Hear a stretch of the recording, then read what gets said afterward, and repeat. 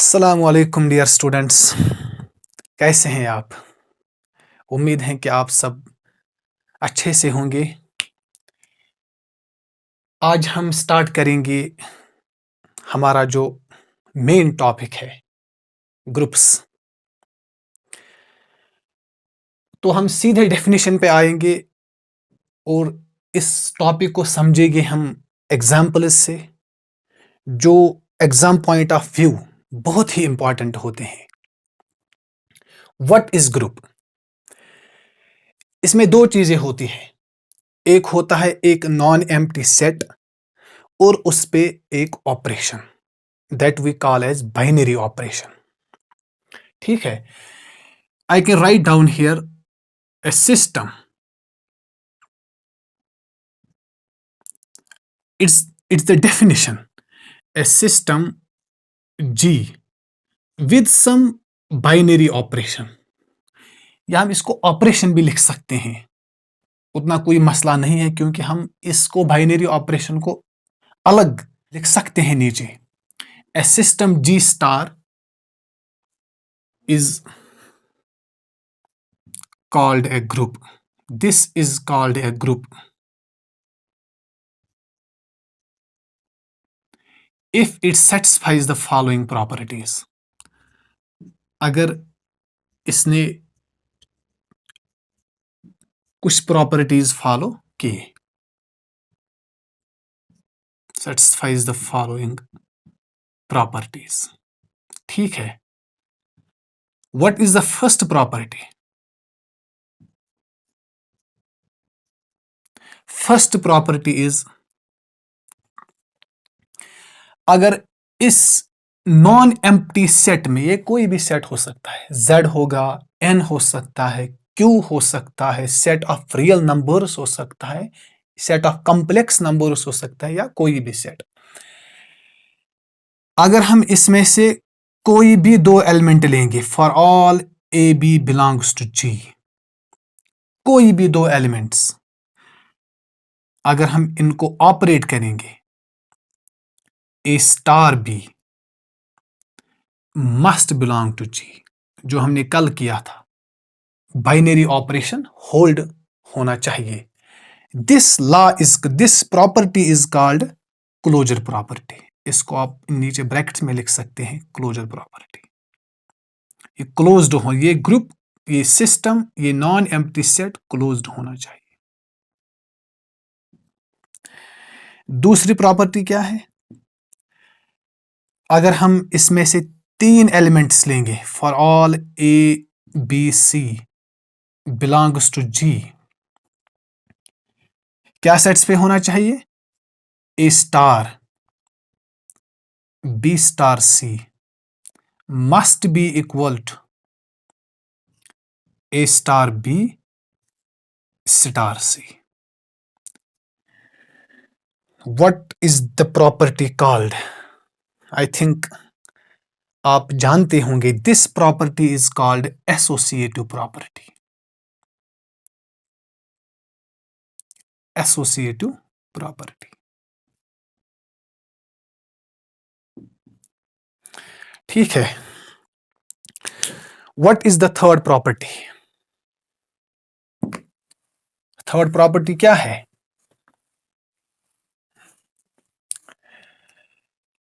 Third property is known as existence of identity. एक identity exist होनी चाहिए। Existence of identity. What does that mean? That means अगर हम कोई भी एलिमेंट इस सेट में से लेंगे, for all A belongs to, A is any element, there must exist, there exists an element E, उसको हम नाम रखेंगे E belongs to G। अगर हम G में से कोई भी एलिमेंट लेंगे, इस G में से एक एलिमेंट एग्जिस्ट होना चाहिए, सच दैट क्या होना चाहिए फिर? अगर हम A को ऑपरेट करें E पर, या ए को ऑपरेट करे ए पर, द रिजल्टेंट मस्ट बी ए। मतलब इस ई के ऑपरेट करने से एलिमेंट पे कोई फर्क नहीं पड़ना चाहिए, इट्स इरेस्पेक्टिव।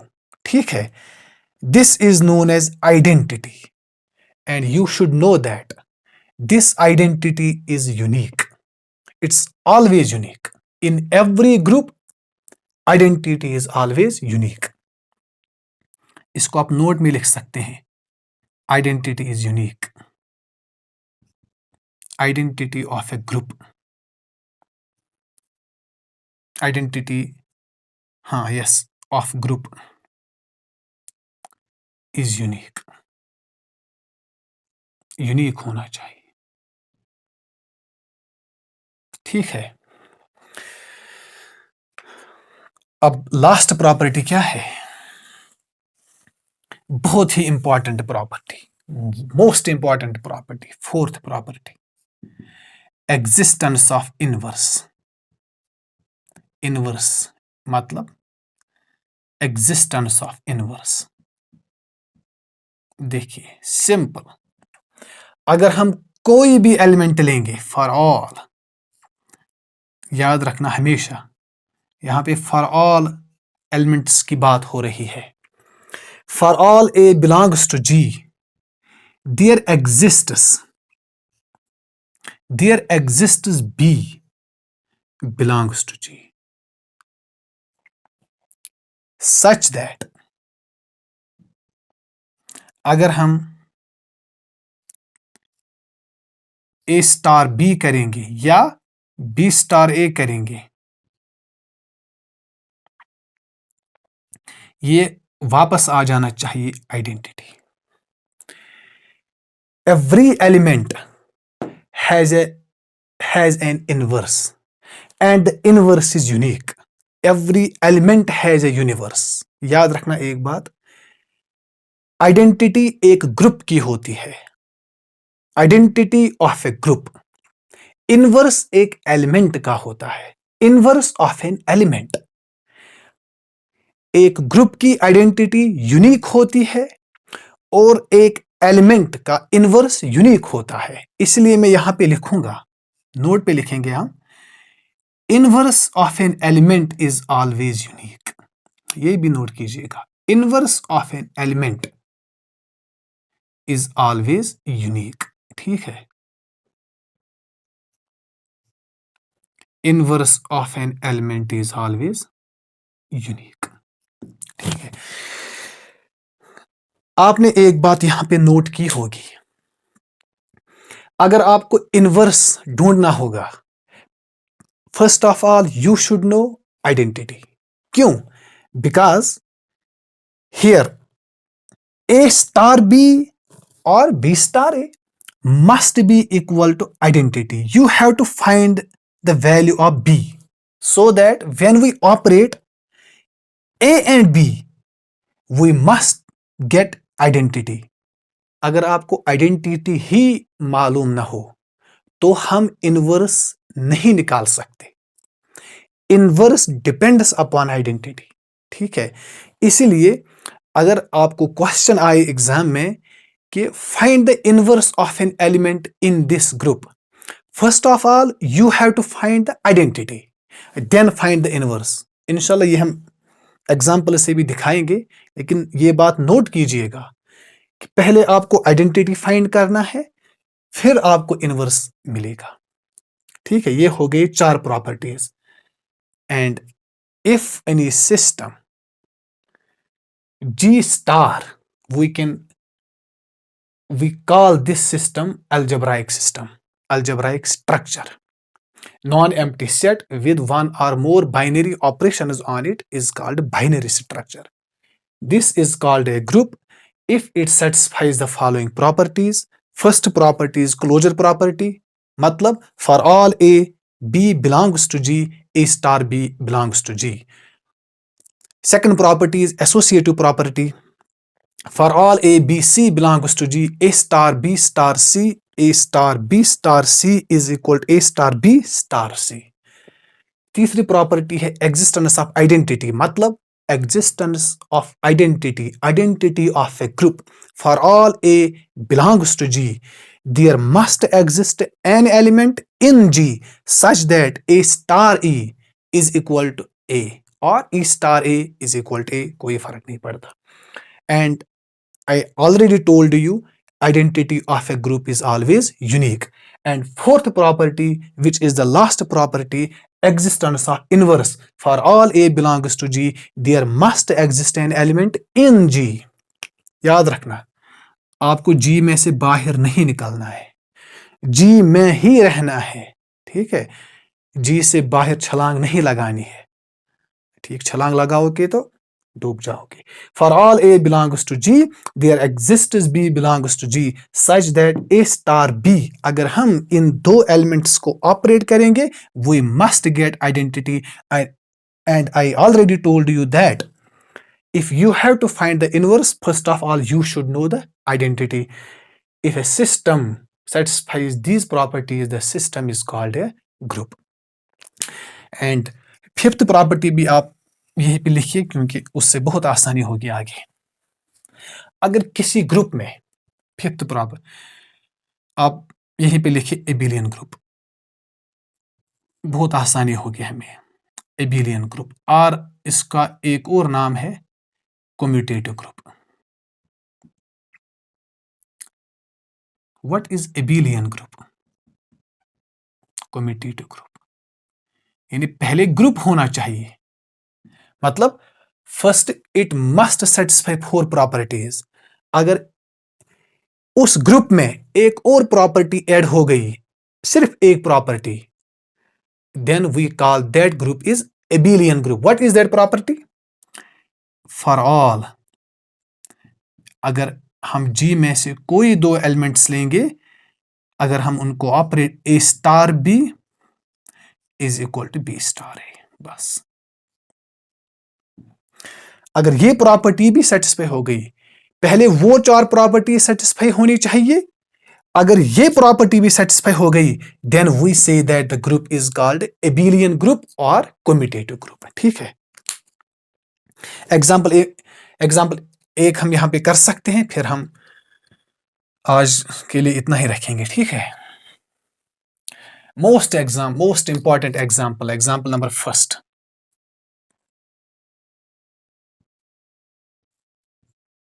एग्जाम्पल फर्स्ट क्या लेंगे हम? अगर हम एक सेट लेंगे, suppose Z, set of integers, और ऑपरेशन लेंगे प्लस. ठीक है, क्या ये ग्रुप है? इस ग्रुप, क्या ख्याल है? पहली प्रॉपर्टी क्या होनी चाहिए? क्लोजर प्रॉपर्टी, यानी कि बाइनरी ऑपरेशन यहां पे सेटिस्फाई होनी चाहिए. वो तो हमने कल ही किया कि sum of 2 integers is always an integer. अगर हम कोई भी दो एलिमेंट लेंगे, कोई भी दो इंटीजर लेंगे, कोई भी दो 1 2 -1 -2 उनको आप सम कीजिए, वो इंटीजर ही आएगा. For all A B belongs to Z, A plus B क्या आएगा? Z आएगा. हो गई एक property satisfy. What is that property called? Closure property. दूसरी प्रॉपर्टी क्या है? Associative property. क्या है? बिल्कुल आसान है. आपको 3 इंटीजर लेने, सपोज हम लेंगे 1 2 3 बिलोंग्स टू Z. क्या करना है? पहले इनको ऐसे करना है, A plus B plus C. क्या आएगा? ये 2 + 3 is 3 + 3 which is equal to 6. फिर उल्टा करना है, पहले 1 + 2 + 3, ये भी आएगा 6. 1 + 5 इज इक्वल टू 6. ये तो मैंने एक एग्जांपल दिखाई. आप कोई भी 3 इंटीजर ले सकते हैं, इसको आप ऐसे ही कर सकते हैं, you will get the same result. Associative property भी होल्ड होगी, यानी अगर हम इंटीजर को प्लेस चेंज करेंगे, उससे कोई फर्क नहीं पड़ेगा क्योंकि ऑपरेशन प्लस है. हाँ, अगर सब्ट्रैक्शन होगा तो बिल्कुल फर्क पड़ सकता है, वो हम कल करेंगे. कोई भी 3 इंटीजर लीजिए, a b c belongs to Z, क्या होगा?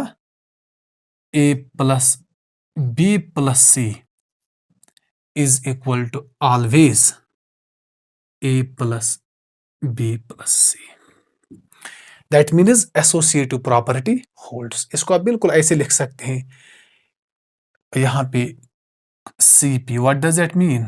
Closure property. इसको आप ऐसे लिखते सकते हैं A P. What does that mean?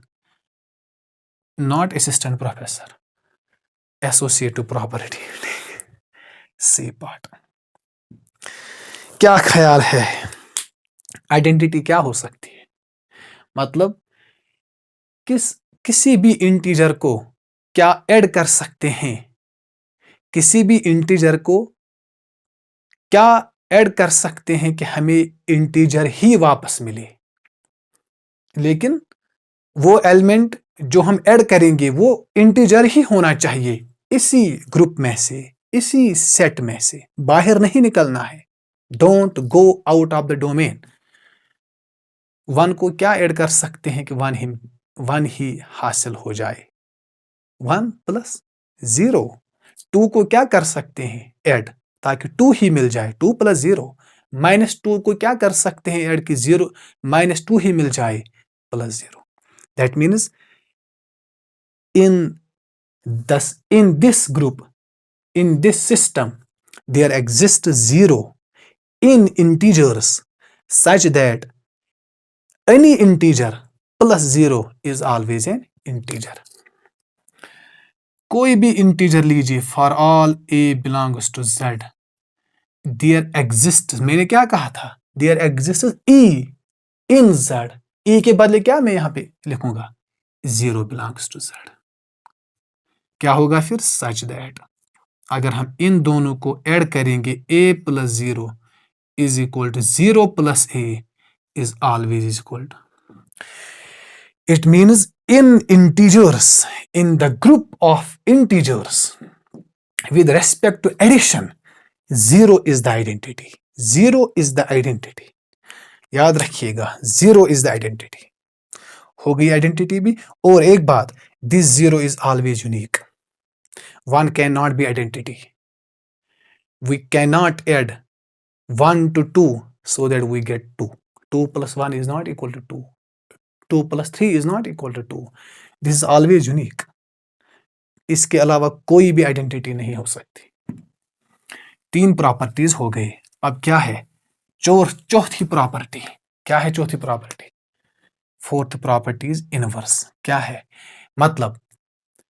अगर हम कोई इंटीजर लेंगे, सपोज 1, याद रखना 1 लूंगा मैं एक इंटीजर, इसको मैंने कहा था ना 1 ए स्टार बी, ए स्टार बी, ए हो गया 1 प्लस हो गया स्टार बी, ठीक है ना, is equal to identity. Identity क्या निकला? 0। I have to find the value of B. क्या आएगा B? B is equal to -1। What does it mean? Inverse of this 1 is -1. A plus B, A star B is equal to identity. A star B is equal to identity. Identity क्या आया? 0। पहले ही मैंने कहा था ना, पहले आपको identity find करना है। Suppose I will take A equal to 3। 3 को मैं क्या ऐड कर सकता हूं ताकि मुझे आइडेंटिटी मिल जाए? B is equal to -3. That is, inverse of 1 is -1, inverse of 2 is -2, inverse of 3 is -3, inverse of 4 is -4, and inverse of 1 is always -1, unique. Inverse of 3 is -3, unique. इसके अलावा कोई भी inverse नहीं हो सकता। तो हम लिख सकते हैं एक अच्छी फॉर्म में, for every element belongs to Z, कोई भी इंटीजर, there exists -a, क्योंकि इंटीजर में ही आएगा ना -a भी, belongs to Z। क्या होगा? such that a plus b is equal to b plus a is equal to 0। Inverse भी आ गया। चार प्रॉपर्टी सेटिस्फाई हो गए, क्या ख्याल है z plus is a group? Yes, clearly. Set of integers with operation addition is always a group. ठीक है। अच्छा, अब मैंने वहां पे आपको दिखाया था, बिल्कुल इसी के नीचे आप कीजिएगा प्रूव, क्या ये एबिलियन ग्रुप है? एबिलियन ग्रुप है, एबिलियन ग्रुप। क्या ख्याल है? मतलब क्या मैंने कहा था, a star B is equal to B star a, है ना। 1 + 2 is equal to 2 + 1, 1 + 5 is equal to 5 + 1, 3 + 2 is equal to 2 + 3, that is a + b is always equal to b + a for every integer. आप कोई भी दो integer लीजिए, उनको आप a + b कीजिए या b + a कीजिए, कोई फर्क नहीं पड़ता, वो ऑलवेज इक्वल ही आएंगे। For all a b belongs to z, a operation है यहां पर +b is equal to b + a। This means z plus is always a group and is also an abelian group। ठीक है, तो ये हो गया ग्रुप एग्जाम्पल्स। ठीक है, I think I to stop here. नहीं, पहले मैं आपको एक और चीज दिखाऊंगा, फिर मैं यहां पे स्टॉप करूंगा। ठीक है, मैंने क्या कहा, अगर कोई सिस्टम चार प्रॉपर्टी सेटिस्फाई करे उसको हम ग्रुप कहेंगे। अब अगर कोई सिस्टम सिर्फ क्लोजर प्रॉपर्टी ही सेटिस्फाई करे, मैं इसके एग्जांपल्स दूंगा कल। अगर कोई सिस्टम सिर्फ क्लोजर प्रॉपर्टी ही सेटिस्फाई करे उसको क्या कहेंगे? अगर कोई सिस्टम दो प्रॉपर्टी सेटिस्फाई करे, closure property, associative property, what is that called? अगर कोई सिस्टम तीन प्रॉपर्टी सेटिस्फाई करे, closure property, associative property and identity, तो क्या कहेंगे? और अगर कोई चार प्रॉपर्टी सेटिस्फाई करेंगे तो उसको हम जानते हैं ग्रुप कहते हैं। ठीक है, आपने नाम सुना होगा group wide, semi group, monoid. ठीक है, बिल्कुल आसान है। क्या है ये? बिल्कुल अलग आप लिख लीजिए। आप ग्रुपाइड क्या हो गया फिर? शॉर्ट शॉर्ट लिखिए, ग्रुपाइड। ग्रुपाइड मतलब ग्रुपाइड मीन्स